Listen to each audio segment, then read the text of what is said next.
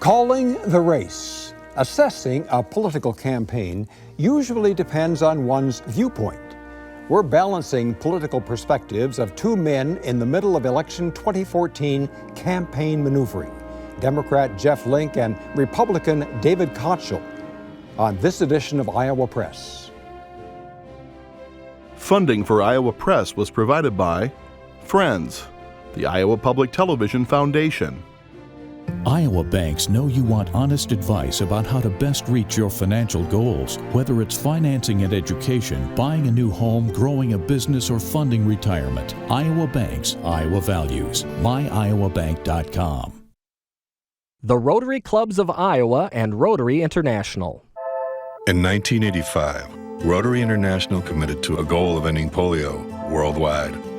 Very soon now, after immunizing over 2 billion children, the goal will be achieved. Rotary, humanity in motion. Iowa Community Foundations, an initiative of the Iowa Council of Foundations, connecting donors to the causes and communities they care about, for good, for Iowa, forever. Details at iowacommunityfoundations.org. The Associated General Contractors of Iowa, the public's partner in building Iowa's highway, bridge, and municipal utility infrastructure. Iowa Communications Network. The ICN is committed to the enhancements of distance learning and continues to meet the demands for greater access of high-speed internet by educational users. For decades, Iowa Press has brought you politicians and newsmakers from across Iowa and beyond, now celebrating more than 40 years of broadcast excellence on statewide Iowa Public Television. This is the Friday, July 18 edition of Iowa Press. Here is Dean Borg. Watching a race, whether it's horses, cars, or cross-country runners, usually depends on perspective to accurately determine who's ahead. Well, same goes for determining strategy, who's doing what and why. Well, it takes extensive experience and intimate insight to do that. And so what's important in calling a horse race is infinitely more essential in analyzing political campaigns where humans are really involved in strategies. And that's why we have two of the best in the business at the Iowa Press table right now. Democratic strategist Jeff Lynch has experience in managing or consulting on political campaigns. Senator Tom Harkin's, Congressman Bruce Braley's, President Obama's 2008 and 2012 successes. And Republican Dave Kochel's resume includes Governor Terry Branstad's and Mitt Romney's run for the presidency, and add in there executive management of both Iowa and Michigan's Republican state parties. Both Jeff and Dave have political consulting and public relations firms in Des Moines. Gentlemen, welcome back to Iowa Press. Great, thank you. We're anxious for your opinions and perspective. Across the table, James Lynch, who writes for the Gazette, published in Cedar Rapids, and Radio Iowa News Director Kay Henderson. Gentlemen, let's first talk about the U.S. Senate race in Iowa. The polls suggest this is a dead heat. Will both of you be biting your nails to the nub on election night, Mr. Lynch? Well, I think it is a close race. Iowa, as you well know, has been a purple state in presidential years. Our Senate delegation is currently split between a Republican and a Democrat. Our House delegation is equally split. Our state legislature is equally divided, one controlled by the Republicans, one controlled by the Democrats. And so, you know, I think we expected from the get-go that this would be a close race. Joni Ernst really started the general election with wind at her back coming out of the primary, but that seemed to have dissipated, and it settled into a tie race. Is this a dead heat? Do you see anything changing the outcome significantly? I mean, is this going to be a nail-biter on election night, Mr. Kochel? Well, it's a purple state, like Jeff says. I think that in 2014, the winds really favor Republican candidates, not just in Iowa, but across the country.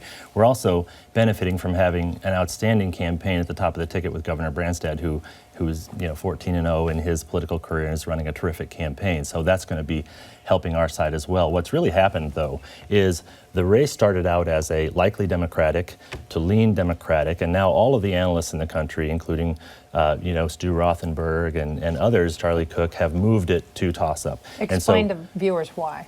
Well, for a lot of reasons. One, I think that Congressman Braley has really underperformed as a candidate. He's already spent $4.5 million and moved nowhere. I think Joni Ernst has had a good introduction to Iowans. I think she came out of the primary election with a lot of momentum.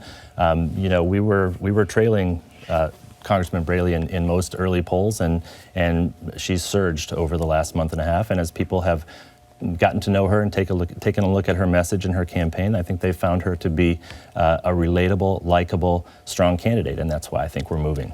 Mr. Link, there are polls that suggest that there are still a huge number of Iowans who know nothing about Bruce Braley, and he's been campaigning for a year. Yes, those same people don't know anything about Joni Ernst. They know that she's castrated hogs, that she rides a Harley, and that she shoots a gun. But they know her then. They know those three things about her, but what they don't know is where she stands on the issues. And I think that's what's going to happen between the middle of July and November is people are going to take a closer look. They're going to say, where do you stand on Social Security, but on the other federal hand, minimum wage, other issues. The Democratic candidate, Dave just said, underperformed. Well, I don't know that that's a reasonable assessment. I mean, Congressman Braley has been working for a year. A lot of what he's been doing is traveling around the state, meeting people. He did not have a primary like Joni Ernst did. She received a tremendous amount of visibility because of that primary. And our strategy all along was to prepare during that primary period for a very intense and difficult general election. Mr. Link, when this race started, everybody assumed it was going to be about Obamacare and that Congressman Braley would be championing this wonderful reform and Senator Ernst would be trying to tie it to Congressman Braley and an unpopular president. But current events, an airliner being shot down yesterday, Israel invading Gaza, immigration seem to be overtaking the race. What is this race going to be about in October and November? I think ultimately this race, just like every race, is going to be about the economy. I think people are going to ask a question, which of these candidates is really on my side in terms of economics? What are they going to do to help people in my situation financially? And so I think that's ultimately where it boils down to. I don't think it'll end up being about foreign policy. I think Obamacare plays into that discussion. I think some of the things that have been really positive about Obamacare impact people's pocketbook, keeping your kids on your own health insurance until they're 26, not being denied coverage for pre-existing conditions. Those are things that have a positive impact on people's pocketbook. We've also seen the cost curve starting to bend, and healthcare costs are starting to come down in part due to Obamacare. Mr. Kochel, Jeff said it's not going to be about foreign affairs, but events in the Ukraine and the Mideast, do they benefit Senator Ernst because of her military background, her experience in the Iowa Guard and Reserve? Yeah, I think they do. She actually was inspired to join the Guard and to join the ROTC based on a trip she took to the Ukraine and talking with families there and seeing the contrast of life in the then Soviet Union and life here. And that's one of the things that brought her into public service. She served in Iraq. She's actually currently on active duty up at Fort McCoy in Wisconsin. So she follows those issues, cares about those issues. But I really think what the race is going to be about is things in Washington are not working. People understand that. The people feel that the country is off in the wrong direction. President Obama's favorable numbers are down at 37. Bruce Braley's been a part of Washington for 8 years. A lot of these problems haven't been solved, whether it's the border crisis, whether it's, healthcare, they've made a bigger mess. And you contrast what's happening in Washington with what's been happening in Iowa, where Joni Ernst has been in the state Senate. You see that unemployment is down. We've reduced unemployment by 30%. We fixed a $900 billion hole in the budget and replaced it with a $900 million surplus. She's working with Governor Branstad to create jobs and try to create an environment where families and people can get back to work, and that's working. I'm remembering that in our conversation here already, both of you are asserting the other candidate, Republican or Democrat, isn't widely known statewide. And television advertising is a cornerstone of Democrat Bruce Braley and Republican Joni Ernst campaigns for the U.S. Senate, most of it negatively defining the other candidate. And we have a couple of examples. First, a spot criticizing Joni Ernst that includes comments that she made in Iowa Public Television's debate among candidates for the Republican nomination.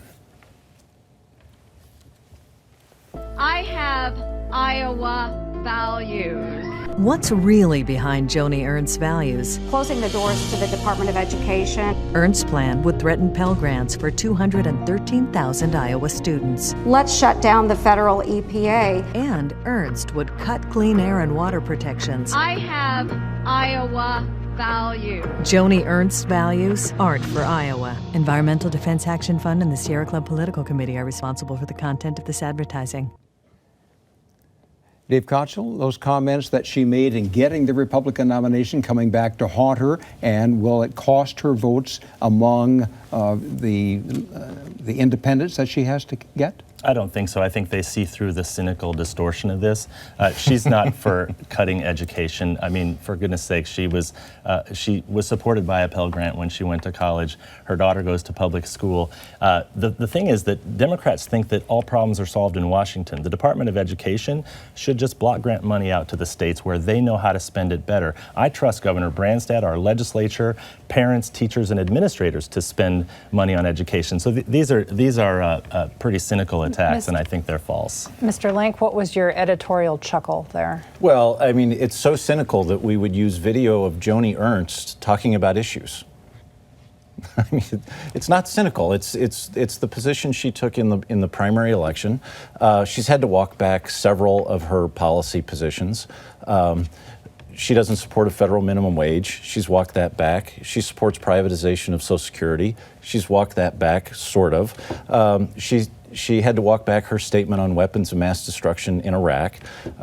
She's had to walk back her statement on impeaching President Obama, and she walked back her statement on calling President Obama a dictator. I see Dave Kochel rolling his eyes, and Dave, that was basically my question to you. Is she going to have to live down those things? First of all, she supports the minimum wage. She worked for the minimum wage when she was in high school and college. She does believe that the minimum wage ought to be set by states individually. Iowa and California and New York and New Jersey are different. Their economies are different. There's no reason we should I mean, Washington doesn't possess all of the knowledge in the country. They shouldn't so be we should setting just eliminate from the federal minimum wage. Look, in Iowa, we trust our leaders to make better decisions that work for our economy and for our businesses and for our families. Washington doesn't have all the answers. I know that Bruce thinks that they do, and I know that he likes to sort of push policies from Washington that are often very harmful to Iowa businesses and Iowa families. But you know, we trust people to do things, make the right decisions in Iowa, closer to home. We're an equal opportunity show, and so we're going to show now a commercial criticizing Congressman Bruce Braley. Bruce Braley's fighting for you, if you're Washington special interests. Braley claims he's for Iowans, like when he was for the Keystone Pipeline he said would create thousands of jobs. But a month later, he voted against it. Maybe those jobs aren't the type Braley respects. We all know what he said about farmers. You might have a farmer from Iowa who never went to law school serving as the next chair of the Senate Judiciary Committee. Tell Bruce Braley to fight for Iowa and support the Keystone Pipeline, not special interests. Well, Jeff Lake, what's the strategy for neutralizing those comments Bruce Braley made in Texas? Well, he apologized for those comments. He apologized directly to Senator Grassley, and he apologized. But we're going to see the comments that were made down there over and over again. Oh yeah, I think the current count is there have been 8 or 9 commercials with that clip in it. I'd expect that we'll see another 15 or 20. And so everyone's going to know about it. And everyone's going to know that he has apologized for it.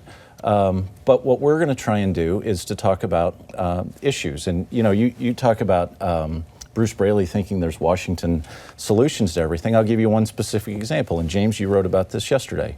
The Washington Social Security Administration came up with a great idea. They were going to save money by cutting 19 offices in Iowa, shuttering these offices and having seniors go online to do the processing of cards and other things. Bruce Braley said that's ridiculous. We have to keep these offices open. In fact, he worked with Senator Grassley on this. And just yesterday, the Social Security Administration sent a letter to Congressman Braley and said, thanks for your input on this. We've decided to change our mind and we're going to keep these offices open. That's taking an Iowa sensibility and making a Washington bureaucracy respond to the needs of Iowa voters. And that's what Bruce tries to do. Mr. Kochel? Well, first of all, he knew about this in December of last year. He waited until July in the middle of a political campaign. It was obviously a political calculation that they made, and good for him for keeping the offices open. You know, it goes back to a lot of distortions coming out of their campaign, though. You know, Bruce Braley has said on Social Security that all options are on the table in the past, and now the only option that he's come up with for saving Social Security in the future is to raise taxes. We're going to have a debate about Social Security. The plan that Bruce Braley seems to have is to let it go broke. Everyone knows that these programs aren't sustainable, and yet, you know, he does what Democrats do every 2 years, which is try to scare seniors about losing benefits. Joni Ernst is going to protect current retirees, and she's going to protect near retirees, and then she's going to look for options, working with Democrats across the aisle to try to find solutions so that we can make these programs solvent in the future. I'm curious how you both are advising your candidates to play this election out. Are Iowans actually going to get to meet these candidates in public forums and ask them questions? Or is this campaign solely going to be prosecuted with these ads that are produced and then the candidates can claim they don't have any fingerprints on them? Mr. Link? Well, I hope there is a series of debates. I think it would benefit all the Iowa voters. I think it would benefit the press corps to see the two candidates side by side talking about the issues and get away from, you know, these third-party groups coming in. You're hoping for debates. Let me just say that they aren't confirming any debates yet. In fact, Iowa Public Television has invited them, hasn't received the confirmation. Yeah, well, hopefully the campaigns will get together soon and decide on which of those debates they do, and I hope they do this one. Was there a downside to debating? No, I think it'd be great. Mr. Kochel, the only opportunity I've had to see Joni Ernst in public was a semi-public setting since the primary, and that was at the Republican Party state convention. Mm-hmm. Why isn't she doing more public events where Iowans can meet and learn about her? Well, right now, by law, she's not allowed to do public events. But there were 7 weeks after she won the nomination where she could have done that. Sure, and she's had events, and she'll have more events. There'll be a public event when she gets back off of duty. For this 2-week period, she can't make even a phone call to raise money or to respond to an attack. Because of the National Guard. Sure, she's training to defend the country, so but she's unable to defend herself from these third-party attacks.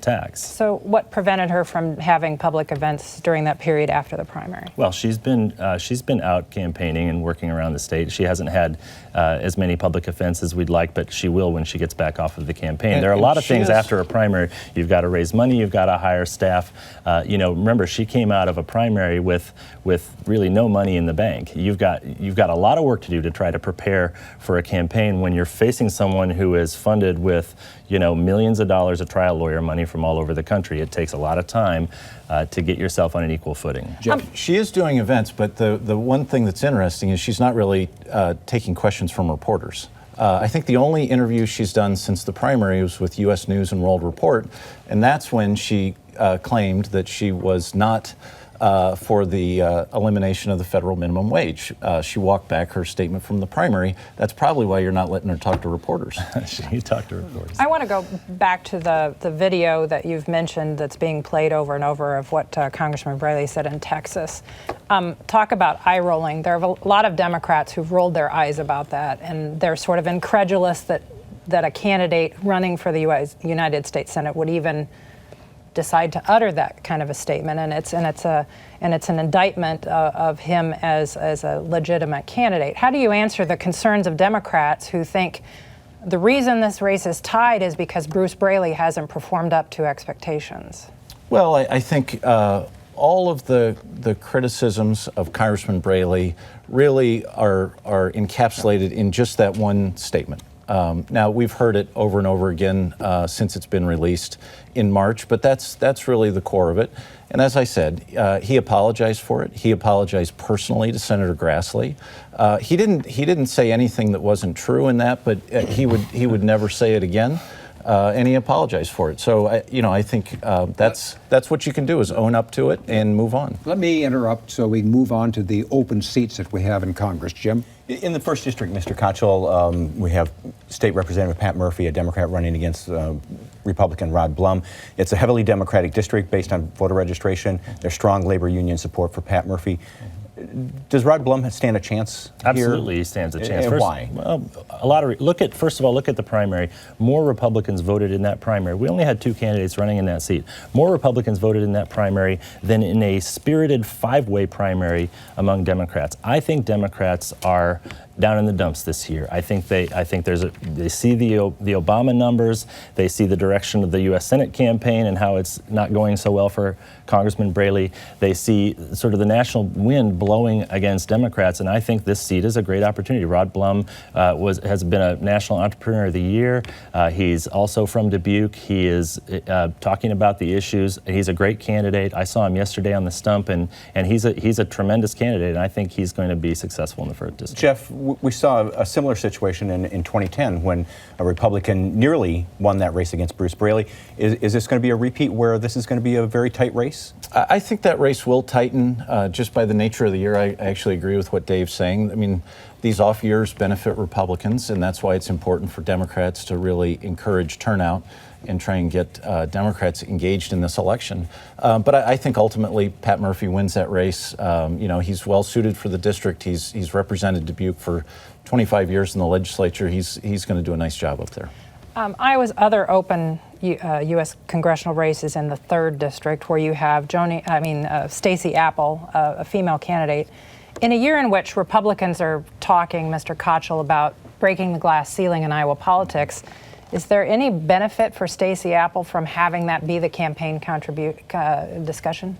I don't think so. I actually think these races take on a character of their own. I don't think that Staci Appel has been a very good candidate. She lost to Kent Sorensen in a state Senate race a couple of years ago. I don't think that she's a very effective campaigner. On the other hand, David Young, who you had on here a week or two ago, is a great guy, a relatable guy, did tremendous work with Senator Grassley as his chief of staff, understands the issues in Iowa. I think he's putting together a good campaign. He won that primary in a 6-way convention by being someone that everyone liked, appreciated, and wanted to help. And I think he's going to be a great candidate. Jim, quickly hit the 2nd. The 2nd District, we have a similar situation with Mary Nat Miller Meeks challenging the incumbent Dave Loebsack. Mm-hmm. Does the glass ceiling argument play in that? Are Republican women and independent women going to come out for Mary Nat Miller Meeks? Jeff? It'll be interesting to see. You've got 3 women up for federal office this year in Iowa, so that could be a factor. But and I know she's raised a little bit of money. But Dave Loebsack is a tougher opponent than I think Dave and other Republicans like to give him credit for. He won a surprising race in 2006 and hasn't really had a difficult time getting reelected since. On the other hand, that district has gotten better after redistricting, and she's run before. She's well known. She's got a great biography for that race, and I do think that district has improved after redistricting to the extent where she can be successful. Finally, in the 4th, you have a candidate in Jim Mowrer, who on this program said that he was a different kind of candidate than Christy Vilsack. Other than the fact that he's a man and she was a woman, what makes him a different kind of candidate, and what would be the path in a district that's just overwhelmingly Republican? Well, I think, number one, he's been very aggressive. He's been taking the campaign to Steve King. He's been raising a significant amount of money. He's a veteran. He has an interesting story to tell, and I think just by virtue of, and he's not a doctrinaire Democrat, and so I think because of that, he's going to be able to relate to that district. Mr. Kochel, Congressman King sometimes gets a reprimand from a fellow Republican for saying something about the immigration issue. Mm-hmm. Are you, as a Republican, worried that now that immigration is this huge national issue, that there may be some episode between now and the end of the campaign involving Congressman King? No, I think he takes care of his campaign pretty well. He's a very hard worker. He's going to run a good race. I mean, you know, he has very strong views on immigration. Everyone knows that. Once in a while, it might run him afoul of the leadership, but I also think he embraces that persona. And he's a very smart guy. He is a compassionate guy. I think the left likes to paint him as some kind of a boogeyman, but the people of that district really know who he is. That's why he's been reelected overwhelmingly for years. Let's shift quickly to the governor's race. This week we saw some new numbers, 53 to 38% in favor of Governor Branstad over Senator Jack Hatch. And the governor has $4 million cash in hand to, the latest numbers we have for Jack Hatch is he had raised less than $1 million. Let's start with you, Dave Kochel. Is this race over? I mean, Terry Branstad works harder than any public servant I've ever seen in my entire life.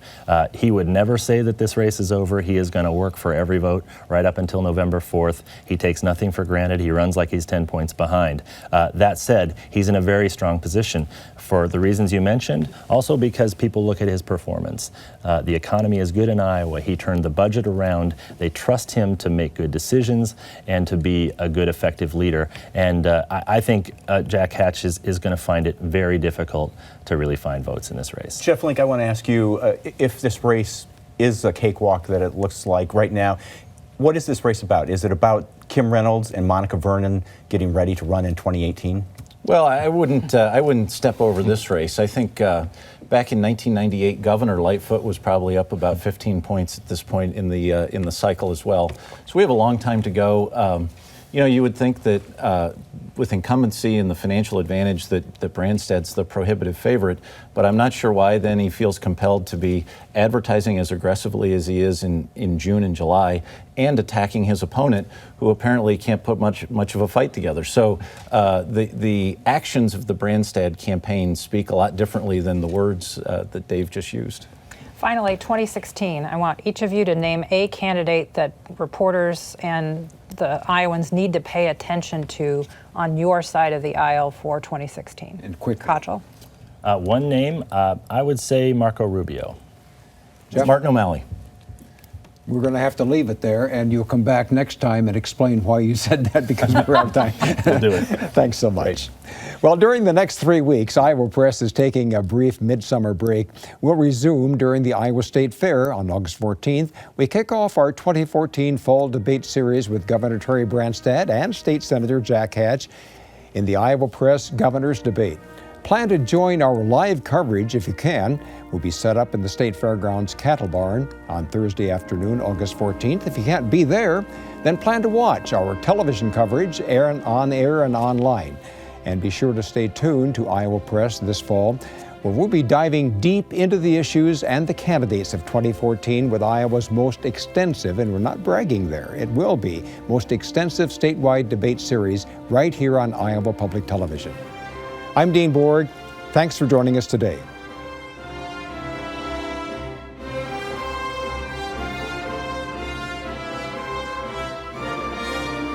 Funding for Iowa Press was provided by Friends, the Iowa Public Television Foundation. Iowa banks know you want honest advice about how to best reach your financial goals, whether it's financing and education, buying a new home, growing a business, or funding retirement. Iowa Banks, Iowa Values. MyIowaBank.com. The Rotary Clubs of Iowa and Rotary International. In 1985, Rotary International committed to a goal of ending polio worldwide. Very soon now, after immunizing over 2 billion children, the goal will be achieved. Rotary, humanity in motion. Iowa Community Foundations, an initiative of the Iowa Council of Foundations, connecting donors to the causes and communities they care about, for good, for Iowa, forever. Details at iowacommunityfoundations.org. The Associated General Contractors of Iowa, the public's partner in building Iowa's highway, bridge, and municipal utility infrastructure. Iowa Communications Network. The ICN supplies authorized users with dedicated internet and data connections to enhance their mission of protecting the citizens of Iowa with a private and secure statewide fiber optic network.